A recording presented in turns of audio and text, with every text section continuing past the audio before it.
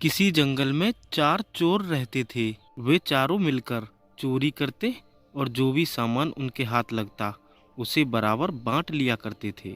वैसे तो वे चारों एक दूसरे के प्रति प्यार दिखाया करते थे, परंतु मन ही मन में वे चारों एक दूसरे से बहुत ही ज्यादा नफरत किया करते थे। वे चारों मन ही मन यही सोचते थे कि किसी दिन मोटा माल मिल जाए तो वे अपने साथियों को मारकर पूरा माल हड़प लेगा। चारों चोर ऐसे ही एक मौके की तलाश में थे, लेकिन उन्हें अभी तक ऐसा एक भी मौका नहीं मिला था। वे चारों चोर बहुत ही दुष्ट और स्वार्थी प्रभाव के थे। एक रात चारों चोर चोरी की इच्छा में इधर उधर घूम रहे थे। घूमते घूमते चारों चोर गांव के अंदर घुस जाते हैं। गांव में आने के बाद चारों चोरों ने एक सेठ के घर में सेंध लगाई। चुपके से चारों चोर घर के अंदर घुस गए। अंदर घुसकर हीरे मोती सोना जवाहरात रुपया पैसा सब कुछ लूटकर वहां से भाग गए। पुलिस से बचने के लिए चारों चोर जंगल में जाकर छिप गए और 2 दिन तक जंगल में ही भूखे प्यासे भटकते रहे। सेठ ने चोरी की शिकायत पुलिस में दर्ज करा दी थी। सेठ की पुलिस विभाग में अच्छी जान पहचान थी। उधर जंगल के चप्पे चप्पे पर पुलिस फैली हुई थी। जंगल से निकलना चोरों के लिए खतरे से खाली नहीं था।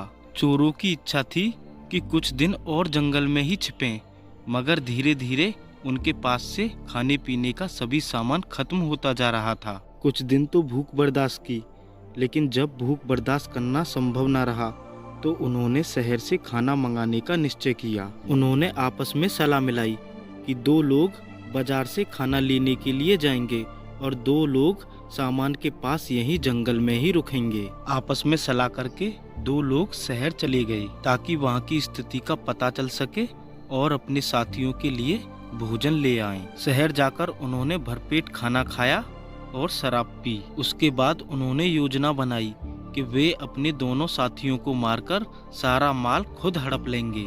दोनों ने योजना को अंजाम देने के लिए खाने में जहर मिलाया और जंगल की तरफ लौटने लगे। दोनों चोर अपने अपने मन में यही सोच रहे थे कि खाना खाकर जब वे दोनों मर जाएंगे तो मैं इसे भी मार दूंगा और सारा माल हड़प कर अमीर बन जाऊंगा। उधर जंगल में दोनों चोरों ने खाना लेने गए दोनों साथियों को मारने की योजना बना ली। वे भी उन्हें मारकर सारा धन हड़प लेना चाहते थे। जब वे दोनों शहर से खाना लेकर वापस आए तो जंगल में ठहरे दोनों चोरों ने अपने साथियों पर चाकू से हमला कर दिया और उन्हें मौत के घाट उतार दिया।